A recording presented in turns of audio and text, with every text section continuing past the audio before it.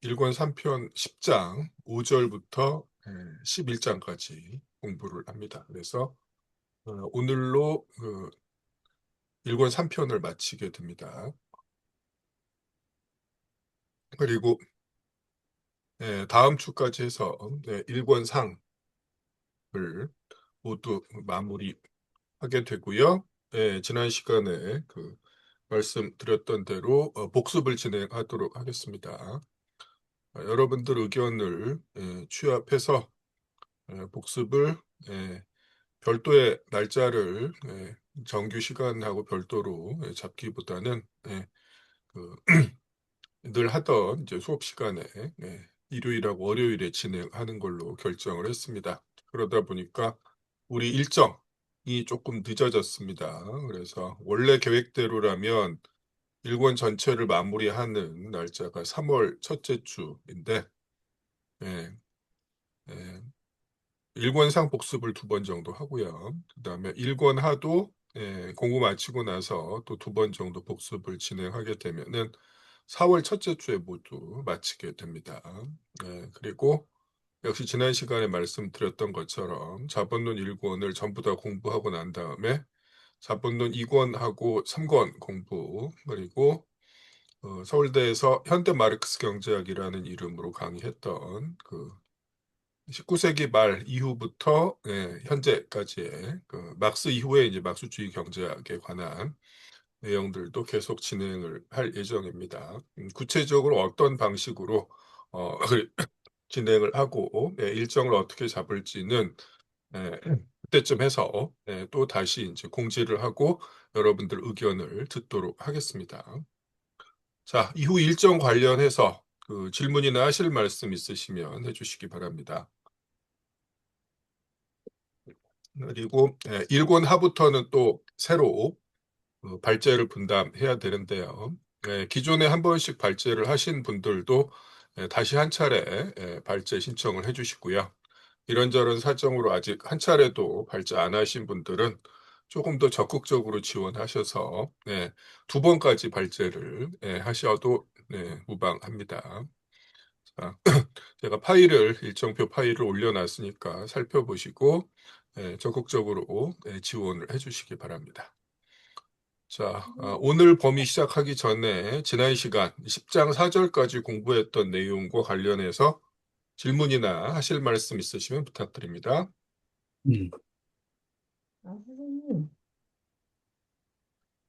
네, 아까 제가 잘 못 들어서 그런데 네네. 오늘이 일권 마지막 시간이라고 하시나요? 네, 뭐라고 하셨죠? 오늘이 일권 마지막 시간이, 아니요, 아니요. 오늘이 일권 마지막 시간이 아니라 오늘 하고 다음 주까지 하면 일권 상이 끝난다라는 거예요. 아, 네, 그리고 나서 2주 동안 12월 네, 마지막 주하고 1월 첫째 주에 일권상 복습을 진행합니다. 그래서 네, 첫 번째 복습 자료 제가 올려드렸고, 그다음에 이제 2번째 복습 자료도 다음 주까지 올려드릴 거예요. 자, 그러다 보니까 이제 전체 일정이 조금 뒤로 밀렸다라는 말씀, 그리고 이후에 어떤 공부를 계속 진행할 건지 안내를 드렸습니다. 예, 좋습니다. 당장 질문이 없으시면 오늘 범위에 대한 발제를 먼저 듣도록 하겠습니다. 일단 10장 5절부터 보도록 할게요. 자, 10장 5절 발제를 김민아 씨가 올려주셨는데 사정상 지금 참석을 못하신 상황이에요. 네, 그래서 이걸 다른 분이 한번 읽어주셨으면 좋겠습니다. 어디 보자. 예. 자, 은찬 씨가 지금 읽으실 수 있는 상황인가요? 어떻습니까? 네, 가능합니다. 네, 괜찮으면 낭독을 부탁드립니다. 네, 10장 노동일 대독 시작하겠습니다. 제5절 표준 노동일을 위한 투쟁. 14세기 중엽에서 17세기 말까지의 노동일의 연장을 위한 강제법. 제1번 자본의 무제한적이고 맹목적인 충동. 노동일에 대한 자본의 규정에서 자본의 근본적 질문은 자본에게 하루분의 가치를 주고 구매한 노동력을 얼마 동안 소비할 권리가 있는가라고 물으며 노동일의 한계를 묻고 자본의 대답으로는 자본에게 노동일은 하루 24시간 전체를 의미하고 여기서 노동력이 다시 봉사하기 위해 절대로 필요한 약간의 휴식 시간은 뺀다는 것만이 유일한 제한이라고 하네요. 노동자의 전생의 강탈 에서는 자본에게 노동자는 오직 노동력 그 자체일 뿐이고, 따라서 노동자가 처분할 수 있는 모든 시간은 자연적으로나 법률적으로나 자본의 가치 증식을 위해 바쳐질 노동시간으로 규정됨이라고 합니다. 그리고 교육, 정신적 발달, 사회적 기능 수행, 사교, 육체적, 정신적 생명력을 위한 자유로운 활동 시간, 심지어 일요일의 안식 시간까지도 자본가의 것이라는 말 이라는 것 같네요. 두 번째로는 시간의 도둑질과 생명력의 파괴이고, 어, 자투리 시간의 절취. 자본은 식사 시간을 깎아내고 가능하다면 그 식사 시간까지도 생산 과정에 투입시켜 마치 보일러에 석탄을 공급하고 기계에 윤활유나 석유를 공급하듯이 식사를 노동자에게 제공한다라고 합니다. 그리고 수면의 최소화, 생명력을 회복하고 활력을 부여하는 건전한 수면을 기진맥진한 유기체가 수행하는데 절대적으로 필요한 불과 몇 시간의 무감각 상태로 감축시켜 버린다고 합니다. 그리고 노동력 지출의 극대화는 노동력의 정상적인 유지가 노동일의 한계를 정하는 것이 아니라 반대로 노동력이 가능한 최대 한도의 일상적 지출, 그 지출이 아무리 병적이고 강제적이고 고통스러운 것이라 할지라도 이 노동자의 휴식 한계를 그 일상적 지출이 규정해 버린다고 합니다. 다음으로 수명 단속과 자본의 무관심. 자본은 노동력의 수명을 문제 삼지 않으며 오로지 일 노동일 안에 운동시킬 수 있는 노동력의 최대 한도에만 관심을 가진다고 합니다. 이는 마치 탐욕스러운 농업 경영자가 토지의 비옥도를 약탈함으로써 수확량을 늘리려는 것과 같다라고 하네요. 자본주의적 생산은 노동일의 연장을 통해 노동자의 도덕적, 육체적 발전 조건을 탈취하고 인간 노동력의 위축을 가져올 뿐 아니라 노동력의 그 자체의 조기 소모와 사망을 가져온다고 합니다. 다음은 노예제와 자본주의의 경제적 사상 비교인데요. 노예 소유주의 경제학은 우선 생명보다 생산성을 중시하는 것 같은데 노예 소유주에게 노예의 수명은 중요하지 않고 핵심은 그의 생존 시의 생산성입니다.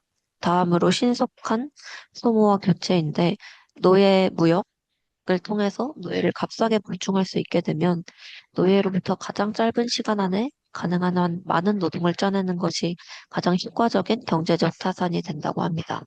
그래서 수익이 높은 열대 지방의 경작에서는 1년 지윤이 1년 이윤이 총자본과 맞먹기도 하므로 흑인의 생명은 매우 무자비하게 희생당하고 있다고 하고 서인도 제도의 농업은 수백 년 동안 거대한 부를 낳은 대가로 수백만의 아프리카 인종을 삼켜버렸다고 합니다.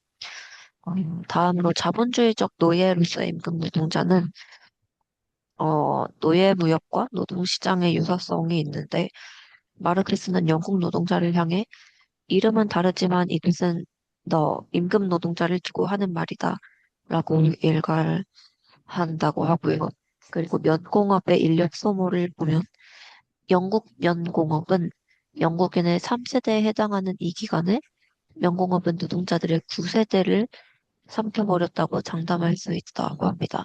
그리고 인신매매 시스템이 있는데 호황기에 노동력이 부족하면 공장주들은 농업지방의 과잉 인구를 북부 공장지대로 보낼 것을 국인법위원회에 제의했다고 합니다.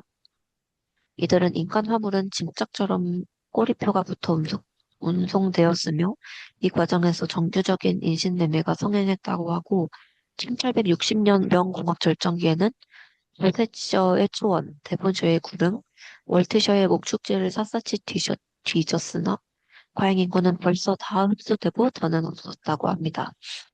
다음으로 자본의 표어는 뒷일은 될 대로 되라지인데요. 수모품으로서의 인간, 자본주의적 생산에서 노동자는 말하자면 채 익기도 전에 따먹히는 인간들로 구성된다고 하고요. 다음, 국민 생명력의 퇴화를 보시면 자본주의는 국민 생명력의 근원을 장악하고 농업 인구뿐만 아니라 농촌 노동자들까지 쇠약하게 만든다고 합니다. 그리고 자본의 냉소, 뒷일은 될 대로 되라지 이 말이 모든 자본과 모든 자본주의국의 표어라고 합니다. 그러므로 자본은 사회에 의해 강요되지 않는 한 노동자의 건강과 수명에 대해 조금도 고려하지 않는 것이죠. 개별 자본가가 선의를 가지고 있더라도 자유경쟁 하에서는 자본주의적 생산의 내재적 법칙들이 개별 자본가에 대해 외부적인 강제 법칙으로 작용한다고 합니다. 다음은 표준 노동일 제정을 둘러싼 역사적 투쟁인데요. 투쟁의 역사와 상반된 두 가지 경향이 있다고 합니다. 우선 표준 노동일의 성격은 표준 노동일의 제정은 자본가와 노동자 사이에 수세기에 걸친 투쟁의 결과라고 하고 역사적 반전으로는 19세기 현대의 공장법을 보면 노동일을 강제적으로 단축시키고 있으나 어, 과거에 14세기부터 17세기의 노동법규를 보면 노동일을 강제적으로 연장시키려고 한다고 합니다. 초기 자본의 취약성, 자본의 매각이 초기에는 경제적 관계만으로는 충분한 잉여 노동을 흡수할 수 없었기에 국가 권력의 도움을 받지 않을 수 없었던 상태였다고 합니다. 자유로운 노동자가 자발적으로 자신의 전 생애를 자본에 팔아넘기는 상태가 되기까지는 즉, 한 접시의 축에 자기의 장자의 권리를 팔아넘기게 되기까지에는 설세기가 필요했다고 합니다. 다음은 시기별 입법의 특징과 변화인데요. 14세기에는 노동자 조례가 있었다고. 흑사병으로 인구가 격감하자 노동력 부족 현상이 발생하는 배경이 있었고, 어, 자본의 반응으로는 노동자들이 임금 인상을 요구하자 토리당은 노동자들을 적당한 가격으로 고용할 수 없어 참으로 견디기 어렵다고 불평했다고 합니다. 입법상으로는 노동일의 한계와 임금을 법률로 강제하여 노동자에게 잉여 노동을 강요하려 했다고 하고요. 다음으로 15세기에서 16세기는 넉넉했던 휴식 시간이 특징인 것 같은데요. 법정 노동일을 보자면 3월에서 9월 사이에는 오전 9시부터 저녁 7시에서 8시까지로 규정되어 있었고 식사 및 휴식 시간의 풍요로움이 있었는데 1496년 법률을 보면 아침에 1시간, 점심 1.5시간, 오후 간식 0.5시간 등 총 식사 시간이 보장되었다고 합니다. 이는 현행의 공장법에 규정되어 있는 것의 꼭 2배였다는 점이 특징이라고 합니다. 그리고 1562년 법률을 보면 여름에는 2시간 반, 겨울에는 2시간의 휴식 시간을 보장했으며 낮잠 시간까지 허용되었다고 합니다. 실제로는 법령에 규정된 것보다 노동자에게 훨씬 더 유리하게 적용되었다고 하고요. 다음으로 17세기를 보시면 윌리엄 패티의 증언과 제안이 있는데 당시 노동 실태는 윌리엄 패티의 기록에 따르면 하루에 10시간씩 노동하고 있었으며 일주일에 20회의 식사, 즉 평일에 3끼, 일요일은 2끼를 먹고 있었다고 합니다. 그리고 패티의 제안에 따르면 노동자들이 점심시간을 너무 길게 쓴다고 지적하면서 이를 1시간 반으로 줄인다면, 즉, 만약 20분의 1만큼 더 일하고 20분의 1만큼 덜 소비한다면 이것만으로도 앞에서 말한 세금은 징수할 수 있을 것이다. 라고 제안했다고 합니다. 마지막으로 18세기를 보시면 노동자의 여가를 둘러싼 논쟁이 있었다고 하는데요. 배경을 살펴보자면 당시 노동자들은 4일분의 임금으로 일주일 생활이 가능했기에 자본가들은 노동자들이 6일 내내 일하지 않는다고 불평했다고 합니다. 노동자의 옹호를 보시면 영국 노동자들의 재능과 기교는 그들 특유의 방식으로 기분을 전환시킬 수 있었기 때문이라고 주장하며 노동자의 휴식과 좋은 생활을 빼앗지 말라고 말했다고 합니다. 어, 반면에 자본가는 나태와 방탕의 자유를 근절하기 위해 빈민들을 가두는 이상적인 노동 수용소를 제안했다고 합니다. 이곳을 공포의 집이라고 불렀으며 노동시간을 하루 12시간으로 설정할 것을 주장했다고 합니다. 18세기의 공포이자 처벌이었던 12시간 노동이 19세기에는 인도적인 법적 한계가 되는 역설이 발생한 것입니다. 마지막으로는 19세기의 현실과 역설인데요.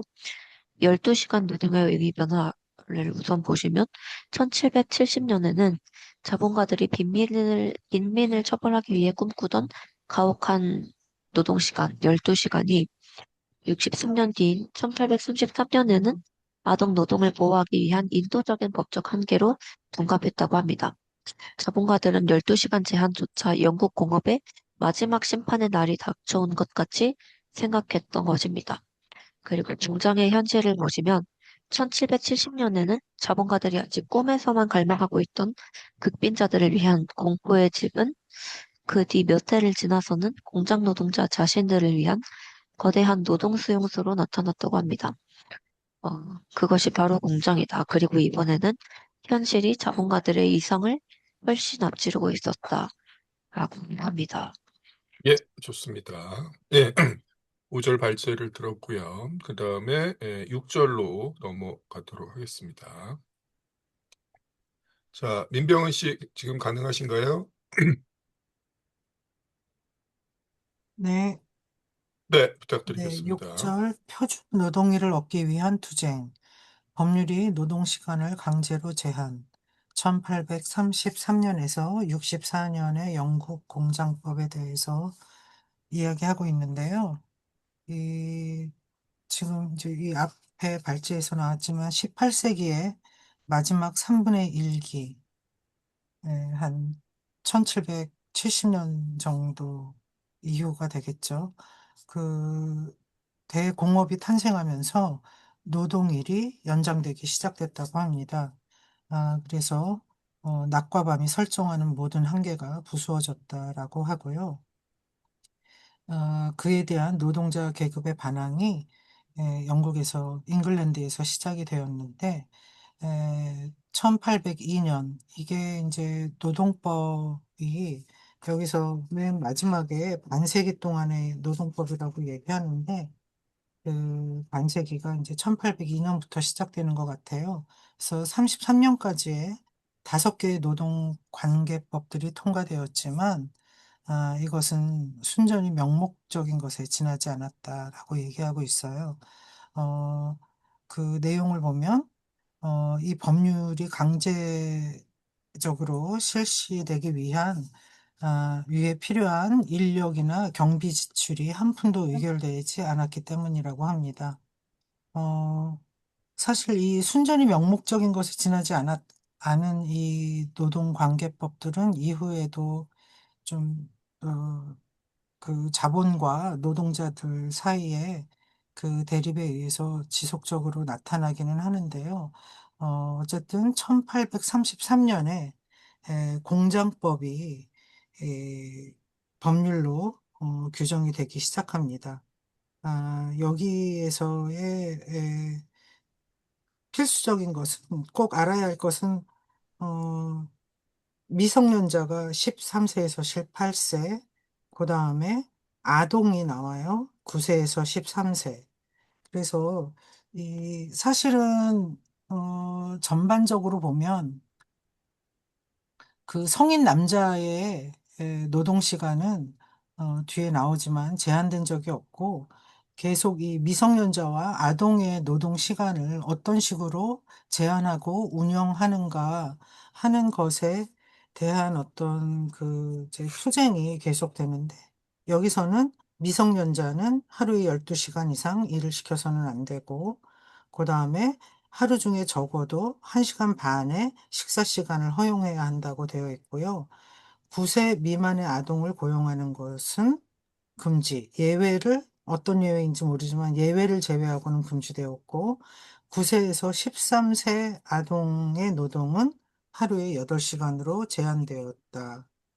그리고 저녁 8시 반부터 아침 5시 반까지의 야간 노동은 9세부터 18세까지의 모든 사람에게 금지되었다.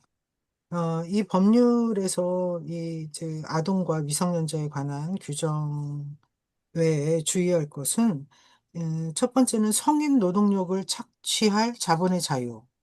자본의 입장에서는 이거를 노동의 자유라고 불렀다고 합니다. 그 자본의 자유, 성인 노동력에 대한 그 제한은 어, 없었고요. 그 다음에 아동들의 이교대제를 채용을 했다고 해요. 왜냐하면 12시간, 8시간으로 제한이 되어 있었기 때문에 그런 이 교대제가 되었는데 이것이 릴레이, 역마 교체하는 것을 릴레이라고 했다고 하는데 노동에 있어서의 릴레이 제도로 나타나게 됩니다. 그래서 아침 5시 반부터 오후 1시 반까지의 8시간인데요. 그 사이에 9세에서 13세의 아동들로 된 한 교대반, 그 다음에 오후 1시 반부터 8시 반까지 다른 교대반. 이거는 이제 7시간인데요. 어, 이것이 나중에는 굉장히 복잡한 식으로 운영이 되지만, 어쨌든 최초로 이런 릴레이 제도가 이제 그 1833년에 공장법에 의해서 나타나기 시작합니다. 사실 법적으로는 34년, 35년, 36년에 걸쳐서 어, 그 아동의 범위를 이전에는 11세였다가 10세였다가 11세가 되고 35년에 12세가 되고 36년에 13세. 그래서 아동의 어떤 나이 범위가 점점 넓어지는. 그래서 사실은 이거는 이제 점진적으로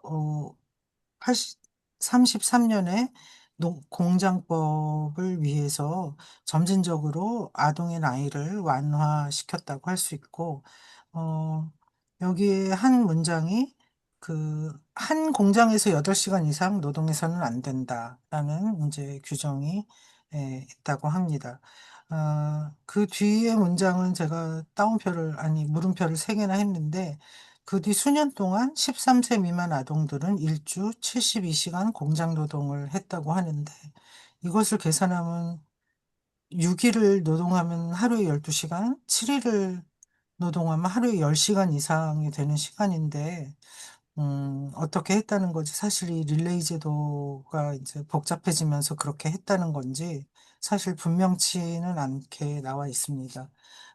그리고 이 노동에 대해서,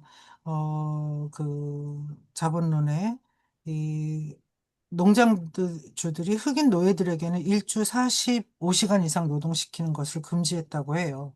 그래서 그것과 대비되게 아동들의 어떤 노동 시간이 상당히 길고 혹독했다는 것을 볼 수 있습니다. 어, 발제하시는 중에 네, 죄송한데 네, 뭐 이따가 나중에 다시 확인을 본문에서 하겠지만은 여기 핵심이 이거예요. 한 공장에서 8시간 이상 노동해서는 안 된다고 하잖아요. 네, 네, 네, 릴레이 제도 이제 나중에 가면 훨씬 복잡해지지만 이제 초창기 릴레이 제도는 일종의 교대제잖아요. 네, 네, 그러면은 아침에 그 한 공장에서 일했던 이 아동들이 오후에는 쉬는 게 아니라 다른 공장에 가서 일하는 거예요. 네. 그리고 이제 오후반 아동들은 오전에는 이제 다른 공장에서 일을 하고 왔겠죠. 이런 네, 방식인 네, 거예요. 네. 네, 감사합니다. 예. 그리고, 이제 일정한 의무 교육을 받아야 하는 아동의 나이, 그 다음에 노동이 8시간으로 제한된 것에 대해서 자본이 선동을 개시를 했다고 합니다. 하지만 이런 아동의 나이를 13세 밑으로 낮추려는 그 자본의 시도는 하원의 거부로 1833년 법률이 향후 11년간 완전한 효력을 발생하게 되었다고 합니다. 그래서 자본가들은 새로운 릴레이 제도를 이제 발명을 하게 됩니다. 아, 이것이 공장법 전체를 그 정신에서뿐만 아니라 규정에서까지도 무효로 만들어 버렸다고 하는데요. 1844년에 공장 감독관들이 이렇게 새로 고안된 릴레이 제도에서는 어떤 통제도 불가능하다는 것을 증언할 정도로 이 새로운 릴레이 제도는 몹시 복잡하기도 하고 또 여러 가지 법적 제재나 소송이 있었지만 완전히 그 공장 그 감독관들이 얘기했듯이 통제가 불가능했다라고 되어 있습니다. 그래서 공장 노동자들은 1838년 네, 이제 인민헌장을 구호로 삼아서 10시간 노동법안을 경제적 구호로 삼기에 이릅니다. 두 번째로 중요한 것은 1844년, 아까 33년 네, 이제 그 법률이 규정이 되고 추가적 공장법이 나오는데요. 여기에서 처음으로 18세 이상의 부녀자라는 새로운 범주가 등장을 합니다. 미성년자들과 똑같이 12시간의 노동 시간이 제한되고 야간 노동이 금지되는 그런 범주가 등장을 하고요. 처음으로 이 18세 이상의 부녀자는 사실 이제 나이로는 성인이잖아요. 이때 처음으로 성인 노동까지도 직접적이고 공식적인 통제 아래에 두기 시작이 됩니다. 13세 미만의 아동의 노동은 일일 6과 2분의 1시간 또는 7시간으로 단축이 됩니다. 아, 이 대체로 모아서 이 1844년부터 47년 동안에 12시간 노동일이 공장법에 적용을 받는 모든 산업 부분에서 전반적으로 실시되었다고 합니다. 역시 공장주들은 계속 아동 최저 연령을 아까 13세를 낮추려고 하다가 이번에는 9세에서 13세의 시작 연령을 8세로 인하하려고 또 시도를 하죠. 이 1846년에서 47년이 영국 경제사에서 하나의 획기적인 시기라고 하는데요. 곡물법이 폐지가 되고, 이것은 381페이지에 곡물법에 대해서 이미 설명이 나와 있는데요. 잠깐 말씀드리자면, 외국 곡물 수입 규제를 푸는 것입니다. 곡물법은 수입을 규제하는 거죠. 그로 인해서 곡물가가 올라가고 결국 임금이 올라가고 자본가의 이윤이 하락하는 결과를 가져오기 때문에 자본가들은 이 곡물법이 폐지되기를 원했고요. 그 다음에 근데 폐지가 됐죠. 그 다음에 면화와 기타 원료에 대한 관세가 폐지됩니다. 다른 말로 하면 수입 원료의 가격이 내려갔다는 얘기겠죠. 그 다음에 자유무역이 입법의 지침으로 선포됩니다. 그래서 자본의 천년왕국이 시작됩니다. 음, 막스가 천년왕국이라고 한 것은 기독교의 용어잖아요. 어, 자본과 더불어 기독교를 비아냥거린 것인지는 잘 모르겠지만 어쨌든 특이하게 생각이 됐습니다. 천년왕국이라고 얘기한 것이. 하지만 이와 동시에 차티스트 운동, 이 밑에 제가 각주를 네이버 지식백과에서 각주를 했는데, 에, 그 노동자층을 중심으로 전개된 영국의 민중운동이라고 합니다. 그래서 어, 부익부 빈익빈 그리고 열악한 노동 환경에 반대하면서 노동자들이 자신들의 대표를 의회로 보내 노동자의 권리를 보장받기 위한 선거권 확대 운동이었다고 합니다. 어쨌든 이런 차티스트 운동과 10시간 노동일을 위한 운동이 절정에 달했다고 합니다. 하나 또 약간 헷갈리는 건, 이 토리당, 여기 책에 보면 복수심에 불타고 있던 토리당이라고 나오는데요. 아까 이 5절의 발제에서는 토리당이 자본가여서, 이 노동시간에 관한 것에 대해서 자본가들과 입장을 같이 했다고 나와 있는데, 토리당은 그 지주들의 정당입니다. 네네, 아까 발제문은 네. 네, 어떤 부분을 이야기하시는 거죠? 아까 발제문의 3페이지, 5절 발제문의 3페이지예요. 네. 네. 그 14세기 시기별 입법의 특징과 네. 변화 보면 네. 네. 14세기에 자본의 반응에 아, 토리당은 노동자 자본가라고 이때 이렇게, 토리당은 음, 그 지주죠, 지주 네, 자본가라기보다는 또는 네, 농업 자본가라고 이제 봐야 될 것 같아요. 요거 이제 네, 조금 찾아보도록 하겠습니다. 이 부분. 네, 알려주셔서 감사합니다. 이따가 저기 그 후반부에 그 네, 살펴볼 때 이 부분 네. 확인하도록 할게요. 네. 네, 고맙습니다. 어쨌든 네. 여기서는 토리당과 함께 이런 그 차티스트 운동, 10시간 노동일을 위한 운동을 같이 했다고 되어 있고요. 결국은 10시간 노동법안이 의회를 토리당과 함께 하지는 않았고요. 어? 예, 원래 그 토리당은 동맹자로 함께, 삼게 되었다라고 되어 있어요. 그건 네. 이제 그 막판에 그런 거죠.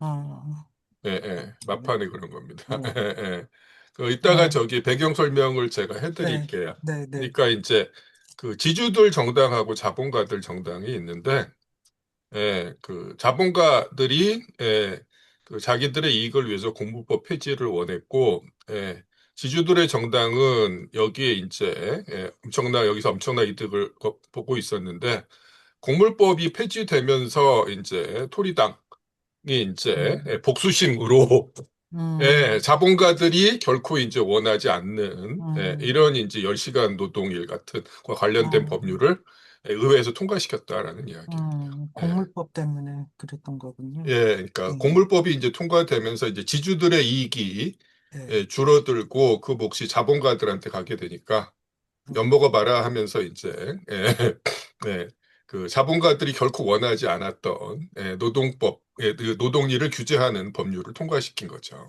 음. 어쨌든 47년에 신공장법이 나오고요. 어, 7월 1일부터는 아동, 여긴 또 소년이라고 또 책에 아동이 미성년자가 13세가 되면서 3세부터로 시작되고 여성 노동자의 노동일을 11시간으로 단축되고 48년 5월부터는 10시간으로 제한할 것을 어, 내용으로 하는 신공장법이 47년 6월 8일에 시작이 됩니다. 아, 중요한 것은 나머지는 33년과 44년의 법률을 수정하고 증보한 것에 불과하다는 것이죠. 이에 대해서 자본의 방해가 있습니다. 하나는 임금 인하인데요. 12시간이 이제 또 점진적으로 10시간으로 제한이 됐잖아요. 그래서 10% 임금을 이하하고 11시간 노동일에 대해서는 그또 8과 3분의 1% 인하하고 10또 10시간 노동일에는 그것은 아마 8과 3분의 1 같아요. 제가 대충 계산해 보니까 그것의 2배 인하. 그래서 결과적으로 적어도 25%의 임금이 인하됐고요. 그다음에 47년에 신공장법, 그 노동시간 단축을 중심으로 하는 신공장법을 폐지하기 위해서 공장 노동자들을 선동을 하고, 강압적으로 청원서에 서명하도록 하지만, 뭐 아마 여기서 보면은 뭐 아주 고문에 가까운 그런 행동들을 했던 것 같아요. 하지만 이건 성공하지 못하고요. 또 신문과 의회에서 노동자의 이름으로 소리 높여 떠들어대지만 또 성공하지 못하고 결론적으로는 어, 사실 70%의 노동자가 10시간 노동일을 지지했지만 그렇게 할 수는 없었어요. 왜냐하면 12시간에서 15시간 노동한 남성 노동자들은 해고되거나 장시간 노동하거나 하는 선택지에서 장시간 노동을 선택한 것일 뿐이라고 합니다. 어쨌든 그 앞에 이런 예비전쟁, 자본의 예비전쟁이 실패로 끝나고 10시간 노동법은 48년 5월 1일부터 시행이 되게 됩니다. 근데 문제는 그 사이에 이 차티스트 운동, 은 대실패를 하고 또 파리의 6월 폭동과 피비린내 나는 진압 등의 영향으로 노동자 계급이 법의 보호를 받는 것이 박탈되었고 교회로부터도 파문되고 각종 탄압법에 단속을 받게 되었다. 라고 되어 있고요. 공장주들은 10시간 노동법뿐 아니라 33년 이래 노동력의 착취를 제한하려고 시도했던 모든 입법에 대해서도 공공연한 반란을 일으키게 됩니다. 시간이. 어쨌든 릴레이 제도 철폐에 대한 반란을 이제 시도를 하게 되는 거죠. 그 뒤에 부분은 이 밑에 다시 설명이 나와 있어서 다시 얘기하지 않겠는데요. 어쨌든 이 시기의 노동법을 정리하자면은 이 34년, 44년, 47년의 공장법들은 하나가 다른 것에 수정을 가하지 않는 한 그 세 개가 모두 법률상 효력을 유지하고 있었고 어느 것도 18세 이상의 남성 노동자의 노동일을 제한하지 않았고 33년 이래 에, 여전히 15시간이 법정 하루이고 그 한도 안에서 미성년자와 부녀자는 어, 12시간 노동 그리고 나중에는 10시간 노동을 행하게 되었다는 것이 이 한 15년 정도 기간의 공정법 세 번의 공장법의 골조라고 할 수 있습니다. 이에 대해서 자본이 반란을 일으켰는데요. 어, 이거는 한편으로는 그 44년 법률을 준수하는 것처럼 얘기해요.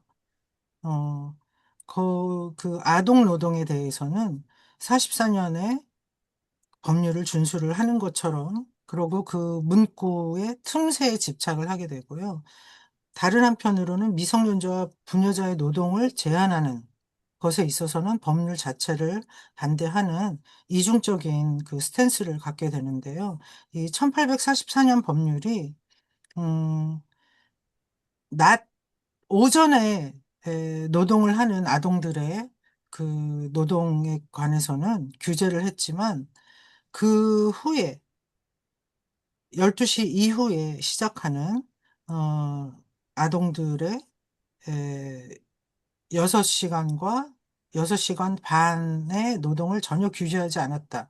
그래서 노동시간 쪼개기, 이것도 살짝 이해가 잘 안 가지만 어쨌든 1시간 시키고 중간에 조금 쉬고 2시간 시키고 조금 쉬고 3시간 반 시키고 이래서 6시간 반을 맞추는 거죠.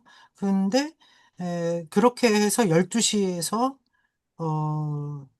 8시 반까지 하거나 그러니까 중간에 2시간을 중간중간에 할 수 없이 쉬게 되는 거죠.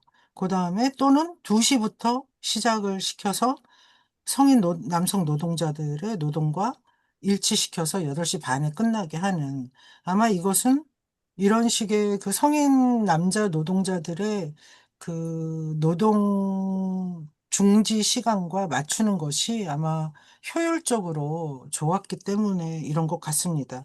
어, 어쨌든 그런 그 오전 노동 시간은 휴식도 있고 점심 시간도 있고 했지만 이 오후 노동에 대해서는 그런 규정이 전혀 없다는 것을 또한 발견해서 결과적으로 8살의 어린 노동자를 오후 2시부터 저녁 8시 반까지 쉴 새 없이 혹사하고 굶기기까지 했다고 합니다.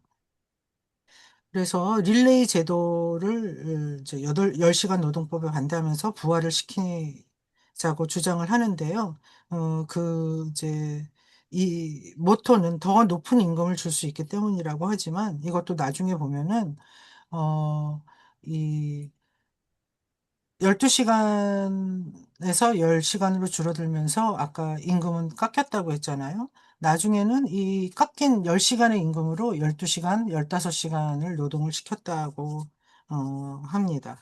어쨌든 공장 감독관들은 이런 것들을 다 법정에 고발했지만 그 92페이지에서 93페이지에 보면은 방적업자들이 판사가 되고 해서 거의 다 무죄 판결이 나고 아니면은 약간 그 괜찮은 케이스를 만들어서 이전의 것들까지 무효화하는 그런 식으로, 어, 그, 이 법정 소송 사건들이 진행이 되면서, 그다지 노동자들에게 유리한 판결은, 없었습니다. 여기서 레너드 호너라는 공장 감독관이 자백하기를 미성년자와 부녀자를 10시간 이상 일시키지 않는다고 확증할 아무런 수단을 자기네들은 가지고 있지 않다라고 얘기했습니다. 그래서 아까 이제 교수님이 말씀하셨던 그 이야기, 그 일주간 72시간 이야기가 이 이야기 같은데요. 동일한 아동들과 미성년자들이 15시간 동안 방적실에서 직조실로, 한 공장에서 다른 공장으로 교대되곤 했다. 네. 근데 한 공장에서 다른 공장은 이해가 되지만 방적실에서 직조실은 한 공장 내가 아닌가요? 아, 이거는 또 어떤 아까 식으로, 말씀드린 거는 네. 그 초창기 릴레이 제도예요. 아, 초창기 음, 릴레이 제도는 이제 뭐 두 공장에서 오전 오후를 음, 바꿔가면서 8시간씩 일을 시킨 음, 거고, 음, 여기서는 이제 그 실제 일하는 시간은 그 법정 규제를 넘지 않지만 중간중간에 이제 강제된 휴식을 취하게 되는 거죠. 그러면서 공장은 떠나지 못하는 5분 대기조 상태로 계속 이제 공장에 머물러야 하는 거죠. 그 얘기입니다, 지금. 네. 예, 그래서 여기 예. 보면은 노동자들을 교대제를 핑계로 카드처럼 한없이 다양하게 뒤섞어 놓고, 그러니까 다 전부 다른 그 작업 시간으로 작업을 하면서, 이제 그 결코 전과 동일한 시간과 장소에서 작업하지 못하게 만들었다라고 되어 있습니다. 릴레이 제도는, 어, 제가 이 뒤에 발제가 아닌 질문에도 했지만, 정말 입체적으로 뭔가, 어, 알기가 엄청, 어렵다는 생각이 들어서, 어, 그, 자세히 제가 설명을 드릴 수가 없는데요. 어쨌든 이게 노동의 즐거움을 자본의 즐거움으로 바꿨다고 해요. 이 릴레이 제도가. 그래서 여기 보면 15시간의 공장 노동일 동안 노동자를 30분 1시간씩 일로 보냈다, 절로 보냈다. 하면서 10시간 노동이 끝날 때까지 그들을 놓아주지 않고, 그 다음에 분산된 토막 시간씩, 아까 아동을 뭐 1시간, 2시간, 3시간 반 이런 식으로, 했듯이 그런 식으로, 또 노동자들을 몰아대고, 그래서, 어, 15시간 동안 공장을 떠날 수 없었다고 합니다. 이것이 자본가가 노동자 수를 증가시키지 않고 자기의 기계 설비를 12시간 내지 15시간 가동시킬 수 있는 그런 방법이었던 거죠. 근데 이 자본의 아이러니, 아까 이제 임금 말씀드리면서 얘기했지만, 어, 10시간 노동에 대해 12시간분의 임금을 받으려고, 어, 노동자들이 청원한 것이라고 외치면서 지금은 공장주들이 노동력을 12시간 내지 15시간 마음대로 사용하고 10시간분의 임금만을 지급하는 결과가 된 것이죠. 그래서 또 이런저런 소송이 있는데요. 여기 보면은 1850년에 1844년에 법률에 대해서 이제 그 모순이 있었다는 말이겠죠. 자기 법률을 무의미하게 만드는 몇 개의 어구를 포함하고 있다고 판결해서 10시간 노동법은 폐지된 것과 마찬가지 결과가 되었다고 합니다. 이것은 엥겔스가 한 얘기였더라고요. 어쨌든 노동자들은 곧바로 반격을 했고, 그전엔 소극적으로 저항했다면, 지금은 위협적인 집회로 변화했다고 합니다. 그래서 50년 8월 5일에 추가적 공장법이 나왔고요. 일주일에 뭐 또 첫 5일은 10시간에서 10시간 반으로 연장, 뭐 등등등, 했고, 그 이제 노동이 아침 9시 반에서 저녁 8시 반까지의 15시간이었는데요. 지금은 6시부터 6시까지의 12시간 사이에 이런 그 이제 노동일이 이루어져야 된다라고 해서 릴레이 제도가 영원히 폐지된 어, 결과를 가져왔습니다. 거기에도 또 예외가 있어요.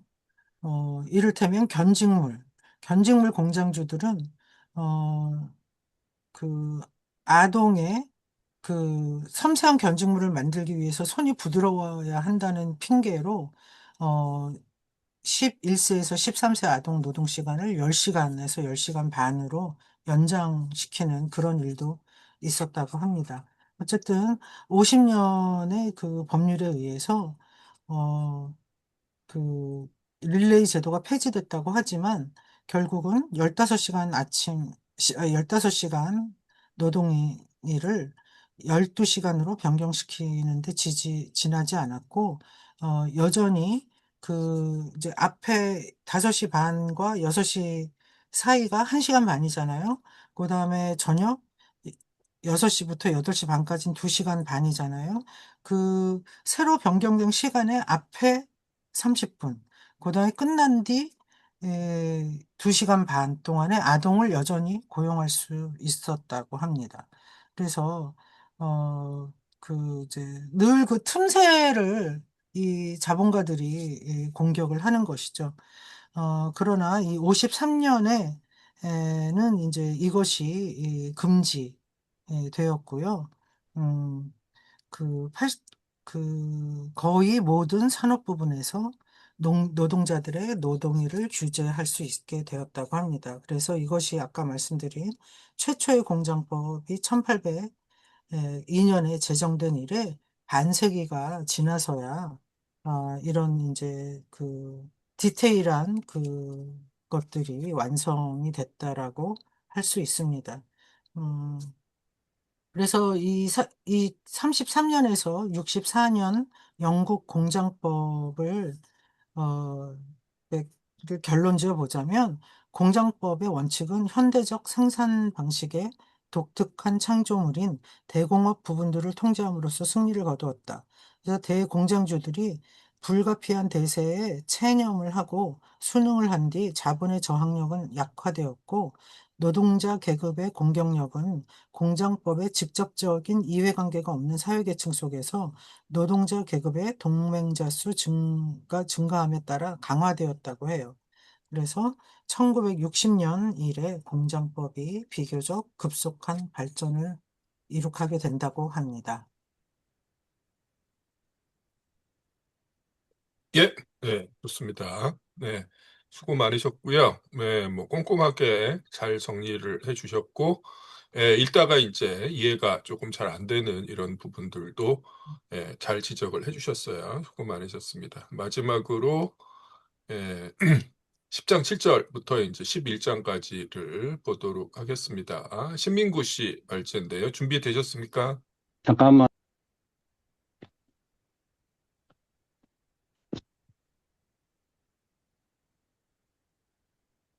예, 준비됐습니다. 예, 그 화면 보이시죠? 예, 네네. 읽어주시기 바랍니다. 예. 예, 전 정리가 좀 미흡해서 죄송합니다. 제가 할 부분은 지금까지 노동일에 대한 각국의 어떤 그 투쟁을 통해서 표준 노동인들이 어떻게 만들어진가를 저는 발제하겠습니다. 어, 화폐의 소유자와 노동력이라는 소유자들이 유통 분야에서 만나면 거기서는 서로 간에 평등하고 자유로운 어떤 인권의 천국이지만 그 공장 안으로 들어가면 소위 말하는 생산 과정으로 들어가면 거기에서는 전혀 다른 세계임을 어떤 노동자한테는 굉장히 힘든 세계임을 나타내고 이것을 극복하기 위해서 노동 시간을 단축하는 투쟁과 노력이 있는 걸로 알고 있습니다. 지금 그런 내용으로 봤고 지금 제가 발제할 내용도 그런 걸로 지금 봅니다. 교수님 좀 내려주십시오. 제가 지금 올려야 하는데. 그렇죠. 올려야 되죠. 지금, 지금 읽고 계신 내용하고, 그 다음에 지금 자꾸 지금 발제문에 있는 이건 내용이 똑같지는 않은 것 같은데요, 보니까. 그죠? 그게 아니고 지금 예, 제가 예, 요 그 서툴러 갖고 예, 컴퓨터에 예, 그 지금 텔레그램이 설치 안 되고 네. 휴대전화를 하고 있기 때문에 그렇습니다. 지금 아, 뭐 그런 죄송합니다. 상관이 없는데 저기 화면은 일단 보이시나요? 어떻습니까? 예, 지금 보입니다. 네네, 읽어주십시오. 예, 말씀드리겠습니다. 제10장 노동일, 제7절 표준 노동일을 위한 투쟁, 영구 공장입법이 타국에 준 영향, 영구 공장법이 대공장은 물론 매뉴팩처나 수거업, 간해공업계까지 일반적으로 적용될 수밖에 없었던 점과 표준 노동의 제정은 장기에 걸친 자본가 계급과 노동자 계급 사이에 다소 은폐된 내전 산물이었다는 점을 확인합니다. 우리 한국 사회에서 이런 말 하기가 쉽지 않죠. 프랑스는 영국 뒤를 천천히 따라오고 있습니다. 프랑스는 1848년 2월 혁명에 의해 12시간 노동법이 제정되었습니다. 프랑스는 영국과 달리 전체 작업장과 공장에 동일한 노동일 제한을 한꺼번에 혁명적으로 부과했습니다. 아시다시피 프랑스는 당시 1848년 2월 혁명을 통해서 제2공화정이 형성되죠. 이때 중소 부르주아와 노동자들이 선거권 확대를 요구하면서 성인 남성들이 보통 선거권을 쟁취합니다. 그 힘으로 이렇게 노동법을 전국에 걸쳐서 이렇게 쟁취해낸 것으로 알고 있습니다. 미국은 1865년 남북전쟁 후 8시간 노동일을 위한 운동이 확산되었습니다. 미국에서 1866년 전국 노동자 대회는 이 나라 노동을 자본주의 노예제로부터 해방시킨 데 필요한 최대의 급선무는 아메리카 연방의 모든 주에서 표준 노동을 8시간을 만드는 법률 제정입니다. 우리는 이 영예로운 성과를 달성하기까지 전력을 다할 것을 계획합니다. 라고 선언하며 일찌감치 8시간 노동제의 실시를 요구했습니다. 뭐 아시다시피 우리가 5월 1일 우리가 뭐 노동절 또는 메이데이라고 하는데 당시 미국 노동자 총연맹이 8시간 노동을 요구하면서 총파업을 벌인 것이 5월 1일입니다. 이때 수많은 노동자들이 근로대행들이 정부 당국에서 다치거나 죽습니다. 이날을 기념해서 5월 2일 알고 있습니다. 물론 한참 나중에서야 프랑스 혁명 100주년 기념 때 5월 1일 노동절로 기념한 걸로 알고 있습니다. 비슷한 시기인 1866년 제 인터내셔널 국제노동자 협회 대회에서 게르문에서 노동일의 제한은 그것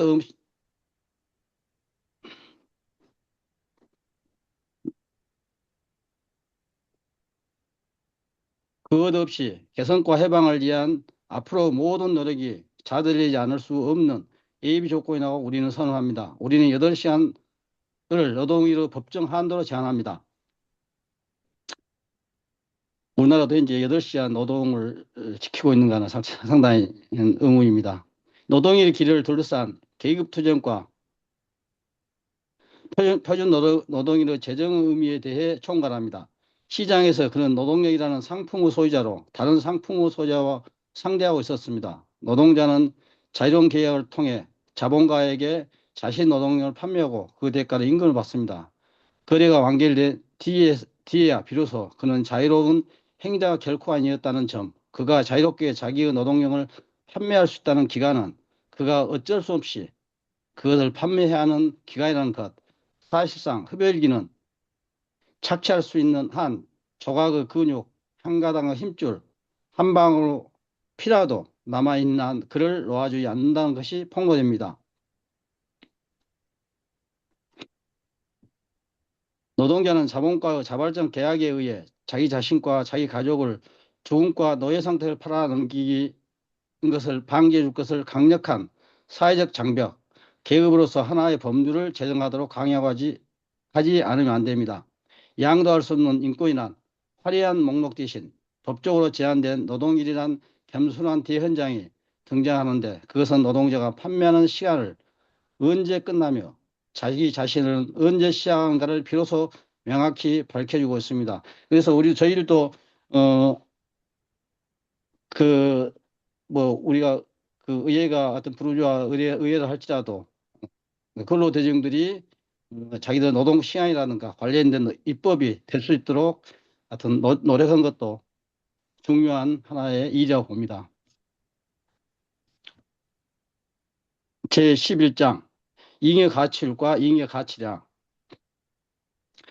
아시다시피 잉여 가치율은 잉여 가치 대 가변 자본 또는 잉여 노동 대 필요 노동 또는 부울 노동 대 지불 노동 이런 식으로 우리가 잉여 가치를 계산한 걸 알고 있습니다. 여기서는 이제 잉여 가치율과 잉여 가치량과의 관계를 지금 이야기하고 있는데요. 이 착취도와 어떤 그 양과의 관계를 지금 보고자 합니다.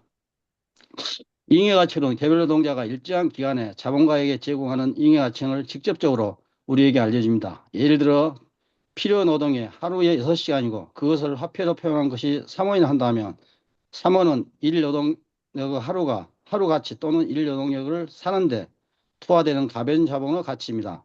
만약 잉여가치율이 100%를 한다면 이 3원의 가변 자본은 3원의 잉여가치량을 생산할 것입니다. 바꾸어 말하면 노동자는 매일 6시간의 잉여 노동을 제공할 것입니다.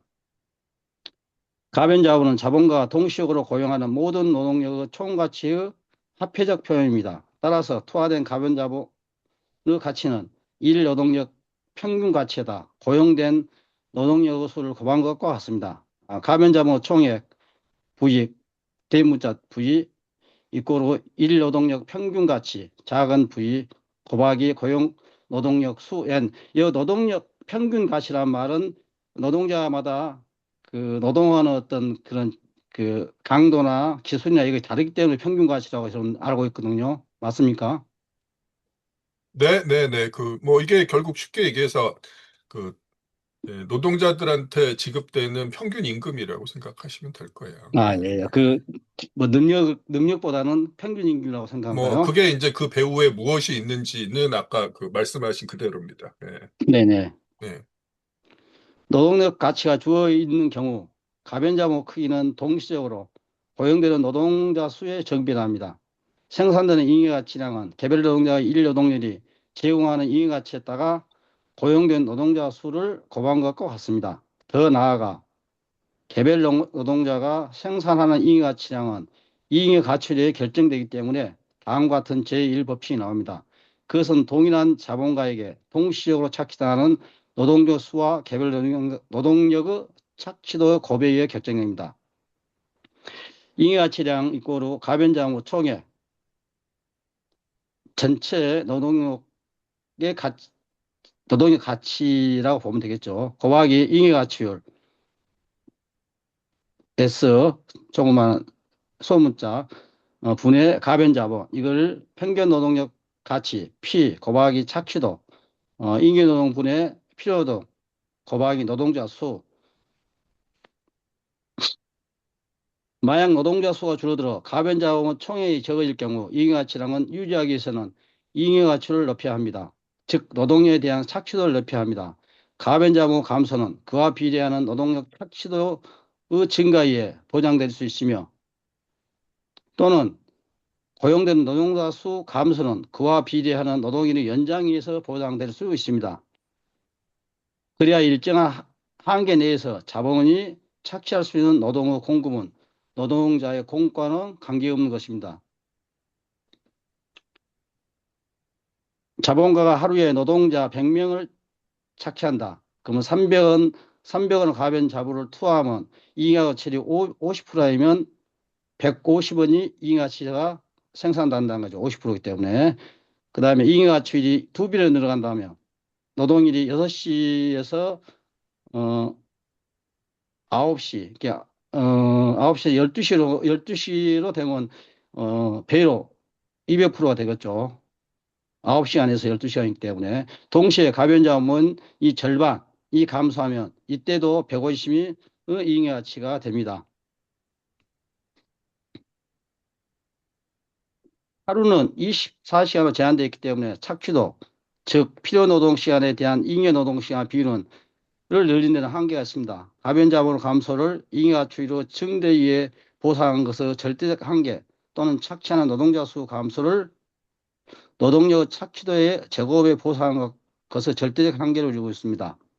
이 자명한 이 법칙은 이후에 전개되는 자본의 경향, 고용된 노동자 수, 노동력으로 전환되는 가변자본 부분을 가능한 축소하는 자본의 경향, 이것은 뭐 옛날에 지금이나 우리나라도 마찬가지죠. 이것은 가능한 많은 잉여가치량을 생산하는 자본의 또 다른 경향과는 모순되는 경향으로부터 발생하는 수많은 현상들 설명이 중요합니다.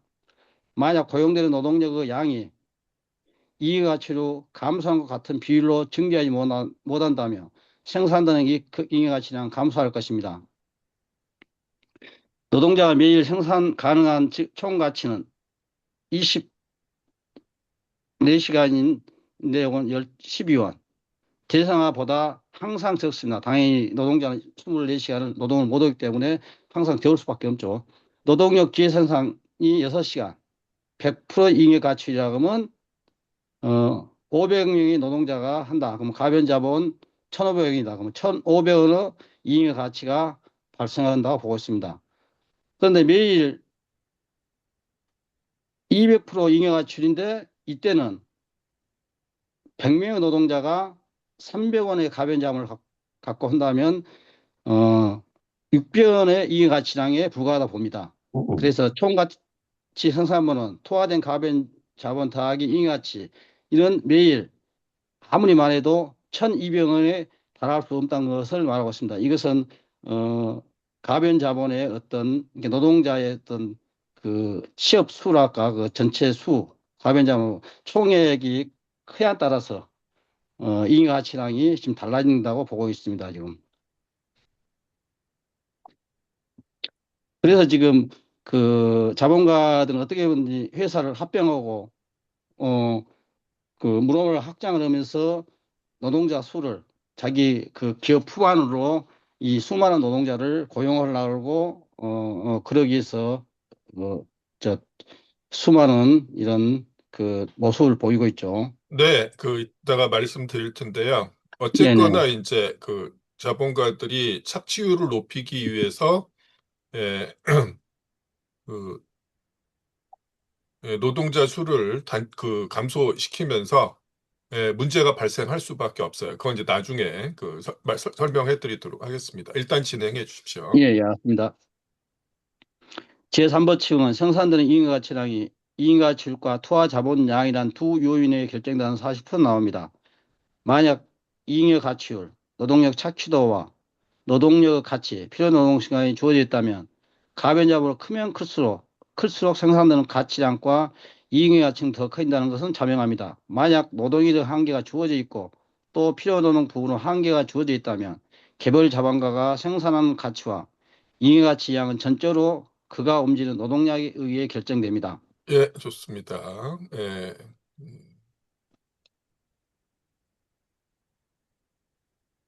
네, 뒷부분인데요. 여기 보십시오. 예.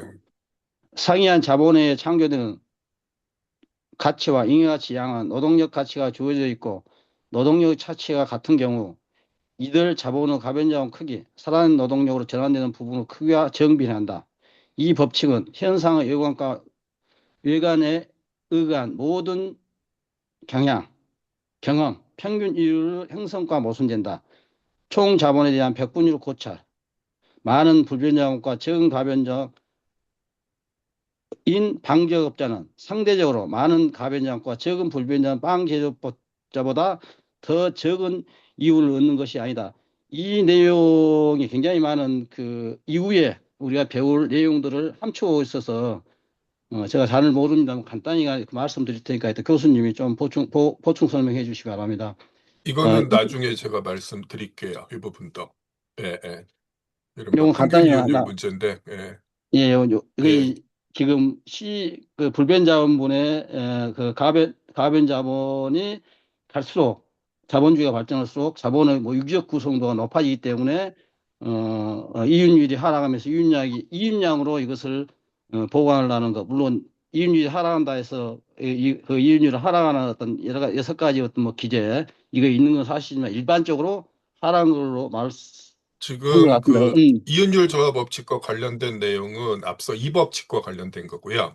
네네. 예, 지금 제3법칙과 관련된 거는 이제 평균 이윤율과 관련된 얘기예요. 조금 이거 다른 이야기입니다. 가치를 예, 가격으로 전환하는데 예, 그 제가 이따 자본가 후반부에 말씀드릴 테니까 그거 이제 그때 아, 예. 하나하나 자세하게 보도록 하죠. 지금 제2법칙 말씀하시면서 예, 해주셨어야 될 거거든요. 지금 방금 아, 하시려는 내용은. 그래요. 예. 예, 아니, 저도 예, 이제, 예, 저 예. 상권의 이 내용을 조금은 벨보리움 책 두 권에다, 이 권에서 이걸 좀 정리를 해놨기 때문에 예, 좀 근데 이거는 준비를 이제 해야 하는데, 이법칙과 관련된 내용이고요. 그 지금 이게 말씀하신 내용은 예, 3법칙은 이제 그 역시 평균 3권에서 이윤율에, 나오지만은 예, 다른 네. 설명입니다. 예, 이건 이제 방금 예, 말씀드린 건 이제 평균 이윤율에 관한 걸로 네, 저 네, 알고 있습니다. 예, 그럼 네. 교수님이 그럼 간단히 그럼 설명해 주십시오. 저도 준비를 했는데 교수님한테 넘기겠습니다. 예, 계속 읽어 주십시오. 뭐, 예. 모순 해결리에 많은 매경이 필요하다. 고정 경제학은 이 3법칙을 정식화하지는 못했지만 이 법칙을 어쩔 수 없이 필요적으로 고수하는 방향으로 간 걸로 이렇게 지금 나와 있습니다. 자본가들은 더 많은 잉여가치를 얻기에 잉여가치율, 착취를 높이거나 더 많은 노동자를 고용하여 가변 자본의 총량을 늘려야 합니다. 따라서 잉여가치에 대한 무한한 욕망을 지닌 자본가들은 착취를 강하면서 동시에 공장 규모를 키워 더 많은 노동자를 고용하라고 합니다. 이 자본의 집적이죠. 그 직접 집중으로 나타나는 결과물이죠. 중소의 길제도에는 개별장이 고용할 수 있는 최대 노동자 수를 매우 적은 수로 제한해 상업적인 장인이 자본가로 전환된 것을 강제로 저지하려 했습니다. 화폐 소유자 또는 상품 소유자는 생산을 위해 투하하는 최소액이 중세의 최대한도를 훨씬 초과하게 될 때 비로소 현실 자본가로 전환됩니다. 여기서 이제 양의 질로 전환하는 말을 우리 책에도 지금 이렇게 가로채갖고 정리해 놨는데 여러분도 아시다시피 자본론 자체가 변증법 유물론으로 철저히 거기에 입각해서 써 있는데 이 대목이 나온 것 같네요. 이 장인에서 자본가가 된다는 것은 전혀 새로운 어떤 그 모습으로 나타난다는 거죠. 개별적인 화폐 소유자 또는 상품 소유자가 자본가로 전환하기에 반드시 필요한 가치의 그 최소한도는 자본주의 생산 발전 단계에 따라 달라지며 또 주어진 발전 단계에서도 생산 분야가 다르면 각 분야 특수한 기술 조건도 달라집니다. 그래서 저희 나라들 보면은 옛날 개성공단은 그렇지만 동남아 이렇게 이런 데로 지금 많은 그 자본가들이 그쪽으로 나와서 공장을 짓고 뭐 투자를 하는 것들은 한국에서는 그 돈 갖고는 최소한의 어떤 자본을 투자할 수 있는 그 자본이 안 되기 때문에 거기 가서 자본가로서 그거랑은 조금 다릅니다. 예, 아닌가요? 예, 예, 예. 그러니까 뭐 중소자본들이 이제 경쟁에서 밀려서 그쪽으로 가는 것도 있지만은 꼭 네. 중소자본만 가는 것도 아니거든요. 아니, 타국에. 대기업도 이제 예, 당연히 이제 예, 예, 그 예. 낮은 이제 다른 이유 때문에 가는 것도 있지만 예. 밀려서 가는 것도 있는 걸로 알고 있습니다. 그래서 이제 마지막 마무리 아니구나. 좀 내려보십시오. 국가가 개인의 보조금을 주는 원인, 또 독점권을 갖는 회사, 근대 주식의 선구자가 되는 그 설립 원인은 이것은 자본주의 초기에 개인이 어떤 뭐 철도나 뭐 이런 걸 놓을 때 거대한 자본이 형성돼 있지 않았고 있지 않기 때문에 국가가 또는 근대 주식회사가 주식을 만들 수 있도록 하면서 이런 거대한 자본을 형성할 수 있도록 해준다는 거죠. 자본가는 인기가 된 자본으로서 자본의 운동을 대변합니다. 그래서 자본가는 노동자가 자신의 일을 규칙적으로 또한 매우 높은 강도로 수행하도록 감시합니다. 자본가는 노동자에게 자기의 노동력 가치보다 더 많은 노동을 하도록 요구합니다. 자본가의 생산 방식은 그 정력과 탐욕과 능률 측면에서 직접적인 강도에 입각한 이제는 모든 생산 방식을 넘어섭니다. 우리 사회에서는 그 노동자가 직장에서는 즐거운 마음으로 언제나 해야 한다고 하기 때문에 이런 자세로 해야 한다고 말을 하기 때문에 강제노동이라는 말을 하면은 우리 한국 사회는 굉장히 그 이쁨을 못 받습니다. 실은 예. 만약 우리가 생산 과정을 단순한 노동 과정 입장에서 고찰을 한다면 노동자는 생산 수단을 자본으로 대하는 것이 아니라 자기 한목적인 생산활동 단순한 수단 및 재료로 대하는 것입니다. 이거 우리가 앞에 봤다시피 작업자득을 위한 생산 사용 가치로는 이제 이런 경우가 되겠죠. 그리고 이제 매뉴팩처까지만 해도 상당 정도로 이런 어떤 그 뭡니까 생산 수단을 노동자가 이렇게 적극적으로 활용하는 어떤 이런 거 있죠. 주도적으로. 예를 들어 가죽 공장에서 그는 가죽을 단순히 자기 노동 대상을 취급합니다. 대상으로 취급합니다. 그가 무두질하는 것은 자본을 위한 것이 아닙니다. 그러나 생산 과정을 가치 증식 과정 입장에서 고찰할 때 사정은 달라집니다. 생산수단 즉시 타인의 노동을 흡수하기 위한 수단으로 전환됩니다. 더 이상 노동자가 생산노동을 사용하는 것이 아니라 생산수단이 노동자를 사용합니다. 노동자가 생산수단을 자기 생산활동 후 소재적 요소로 소비한 것이 아니라 생산수단이 노동자를 자기 자신의 생활 과정에 필요한 효모로 소비하는데 자본의 생활 과정은 자기 시간은 가치로서 자본노동에 지향하였습니다. 자본으로서 생산수단은 잉여가치를 늘리기 위한 자본의 도구에 지향하지 않습니다. 야간의 가동이 중단된 살아있는 노동은 조금 더 흡수하지 못한 용광로 작업장은 자본가로 보아서 순전히 손실입니다. 용광로와 작업장은 노동력의 야간 노동을 요구할 권리를 가지고 있습니다. 화폐가 생산 과정의 객체적 요소, 즉 생산수단으로 전환되자마자 생산수단은 당연한 권리와 힘에 의해 타인의 노동과 이노동을 요구할 자격을 얻게 됩니다. 즉 죽은 노동과 살아있는 노동 사이, 즉 가치와 가치 창조력 사이의 이와 같은 전도 또는 왜곡은 자본주의 생산의 특유한 특징입니다. 이 과정에서 노동자가 주체성과 자율성을 잃고 생산수단에 종속되는 노동 소외가 발생합니다. 이 노동 소외라는 문제가 또 따로 이렇게 뭐 마르크스 초기의 어떤 거석으로 다시 이렇게 다뤄지는 측면이 중요하게 다뤄지고 있는 측면을 말하고 있습니다. 칼라일 부자 회사 릴레이 제도에 대해서 한 기고가 써놓기를 노동자가 12시간에 10시간으로 축소되면 공장 가치가 6분의 축소된다고 생각하면서 방추가치는 어떤 죽은 노동, 과거 노동인데 여기에 대해서 방추의 가치 생식에 대해서 방추 가치 생력은 살아있는 노동력에 의해서 노동에 의해서 이 방추를 가치를 일어나고 거기에 이 가치를 더하는 어떤 그런 증식을 하죠. 근데 이것조차도 지불받는 것처럼 착각하고 있다는 그런 말을 지금 하고 있습니다. 그 당시 자본가들 어떤 그 생각의 단편을 지금 이야기하고 있습니다. 죄송합니다. 다음부터는 좀 정리할 때 좀 보기 편하게끔 정리를 좀 일목요하게 정리하도록 하겠습니다. 그리고 저 파일도 올리는 방법도 알아갖고 좀 올리도록 하겠습니다. 제가 좀 컴퓨터 좀 서툽니다. 예, 죄송합니다. 조금만 뭐 시간을 들이시면은 어렵지 않게 하실 수 있을 것 같습니다. 자, 수고 네, 감사합니다. 많으셨습니다.